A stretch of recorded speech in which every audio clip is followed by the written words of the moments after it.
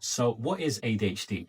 Most people have no idea what ADHD actually is. It's like they think it's you not being able to sit still, it's you being lazy, it's you having a short attention span. In this video, I'm going to share and break down what the world says ADHD is versus what it actually is. So you can understand your wiring and understand exactly what your brain is optimized for. So let's start with what the world says. Well, when we say the world, we just mean in general what the stigma is around ADHD is that we can't focus, right? Look, the truth is we can actually focus and we hyper focus. There is a trait called hyper focus. I talk about it a lot on my social media.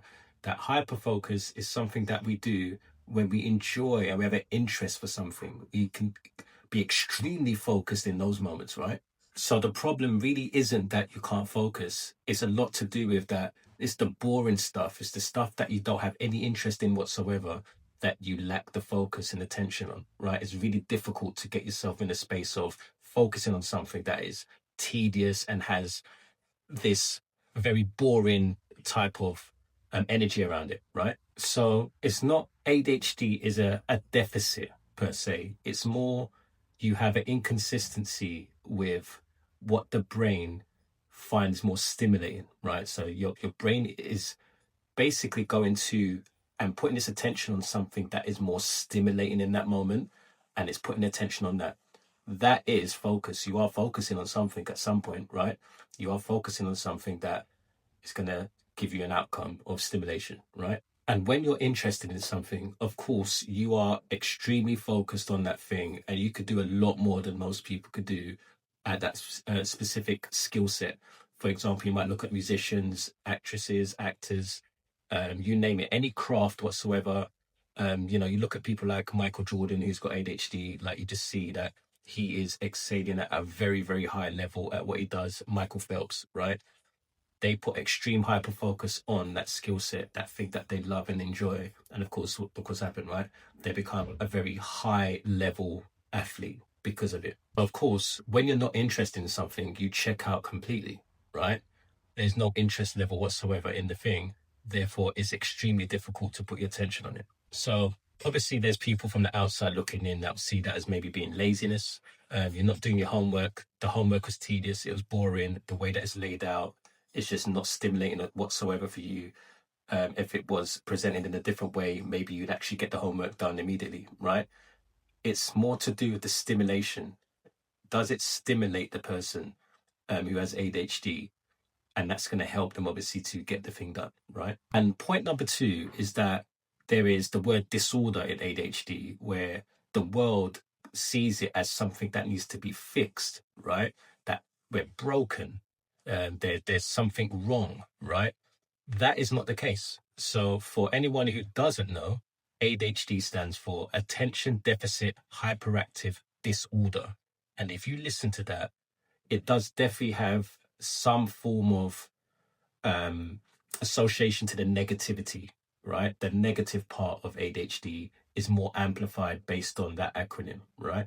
So, of course, if someone doesn't really know too much about what ADHD is, but they've just kind of got a general idea and they just see ADHD stands for Attention Deficit Hyperactive Disorder, they're going to make their own conclusions about what that actually means. And a lot of people lean towards more that you are broken, that there's something wrong with you, and obviously something to fix, right? That's why a lot of people tend to focus more on the negative part of this. The thing to see here is that it's not actually anything to do with a defect or a deficit, disorder, or any of those things.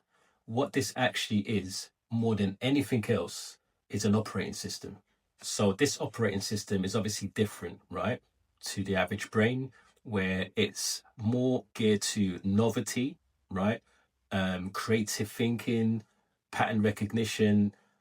These are the type of things, problem solving, quick thinking. So impulsivity, obviously you can see that a lot of us are very impulsive. That is the quick thinking. So these are things that a lot of people will miss out on, right? That don't have a neurodivergent mind. And ADHD definitely comes with challenges. I'm not here to discard any of the challenges that comes with it. Obviously, executive dysfunction issues would be one, maybe inconsistency, being extremely overwhelmed over the very small things, small details, rejection sensitivity, just really looking into things too much. I can go on, right? But there is, of course, the challenges, but what doesn't have a challenge that has a benefit? Like, if you're going to have a benefit in something, there will always be the pros and cons of anything in life, right? But the thing is, it also comes with some really good advantages that a lot of neurotypicals don't have. The ability to hyperfocus when something clicks. A lot of us know about this. We're very creative with the problem solving aspect of things as well, even though obviously there's some moments where we don't feel like we can solve a problem, but we are very intentional once we are invested in solving that problem. And there's also our ability to enter flow state for something that's purpose driven, things that we are passionate about and things that we love. So, of course, ADHD isn't something that we need to fix, it's more something that we need to understand and work with instead. And the third thing that is very notable about the negative side that people say about ADHD that kind of makes us look like we're lazy is that we don't try hard enough. So we're not disciplined enough, right? There's a lot of that language that comes with anyone that has ADHD because of our thought process and how we deal with specific things to um, to motivate us to take action on things. Obviously, it's extremely frustrating when someone says that you need to work harder and that they see you struggling with a task, they see you struggling with organization, and the first thing they'll say is that you're not trying hard enough. There's nothing worse than hearing that as an ADHD and knowing that you really want to do the thing. There's nothing that you want more than having that thing done and being organized, right?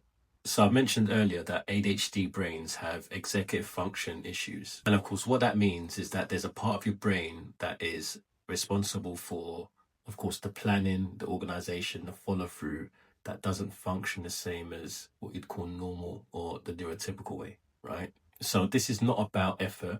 This is more to do with the brain chemistry. You can really want to do something so badly and still not be able to do it. And that is not laziness, that is executive dysfunction. And what this often leads to is self sabotaging behavior, but also RSD, which is rejection sensitivity from other people and how they see us in those moments. And the thing is, for a lot of ADHDers, they don't actually know that this is taking place or they don't know how to deal with it.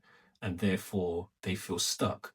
But once we understand that this is what's actually going on, we can then look into a system that works for the way our brain is wired. It's not that we're lazy because we have it, that we're lazy because of what we've been told. We've been told that we're lazy. We've been given this feedback that doesn't match with our understanding of what our brain's actually doing.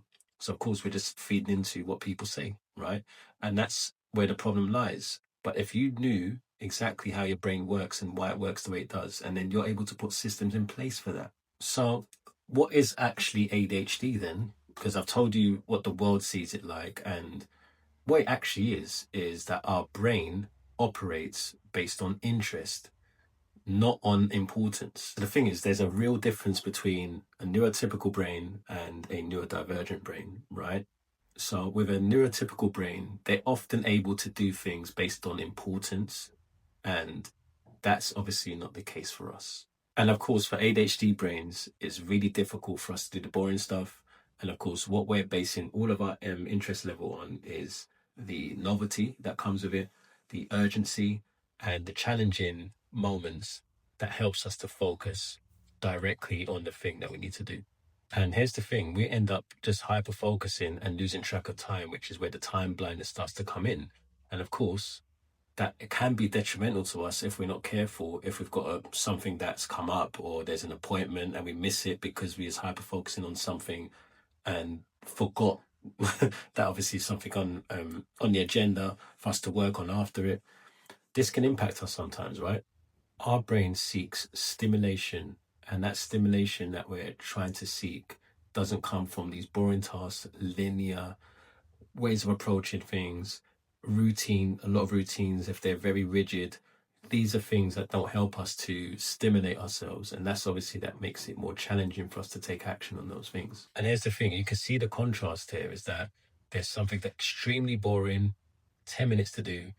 We find that extremely hard, but then something that we have, a real interest in and we're building something, it can take us 5 hours of intentional effort and hyper focus on that thing. Can you see the contrast? So it's not a character flaw, it's just the way our brain is wired. That's all it is. And like I said, once you understand your brain and how it's wired, you start to, build your life and the systems around the things that are more of interest to you. So obviously you start to gamify this journey to make things more fun, right? To make things more appealing, like versus I have to do it this way because everyone else could do it that way. I can't do it, so now I'm inadequate, right? That's kind of what's happening for us. And the thing is, ADHD is a superpower if you understand how to use it. The thing is, I've mentioned before that I'm not trying to say there's no challenges, but it's more about hyper focusing on the benefits that we have as an ADHDer and understanding them more. We then tend to find ways to embrace the ADHD traits that we have and start to be more positive about why things happen the way they happen and start to see the patterns of actually maybe it was a good thing that that happened that way, or maybe it's a good thing that I failed in this certain thing, or that the lessons, like you really get to reframe things more because you understand your brain's wiring. And just a few things that makes it much more clearer. The benefits is, of course, that we're empathetic, so we can really feel from another person's perspective, and we can be there for people. You might notice that's a big trait of ours. There is the creativity. There's the pattern recognition. I can go on a list of so many things that can make a massive difference. Let me know if you want to hear more. Of course, I can put it in future videos. But that's some of the traits that I value the most is being able to really empathize with people, and that's the reason why I was able to create a community around this and able to build a social media following around this and do content around this and not feel like it's something difficult to take on. It's something that it fuels me every day to do this type of content. When you build your life around ADHD strengths, you transform your life. That's what was able to happen for me. I was able to transform my life and turn things around because of the way I see ADHD. And there's no one any different on this planet than me. Like, I have had all the same challenges as everyone has with ADHD. That happens every single day in my life as well. I just deal with it slightly different now. And that's the difference. And look, if you're someone that's struggling with ADHD right now, you can't see the benefits of it, or maybe you're struggling with trying to reframe ADHD, I've got a link in the description. You can jump on a call with me. We can see if we can find a way to help you a little bit further on this ADHD journey, which is an ADHD reset roadmap that I do with anyone that's on a call with me, to just see how I might be able to help you with this constraint that you have in your life around ADHD.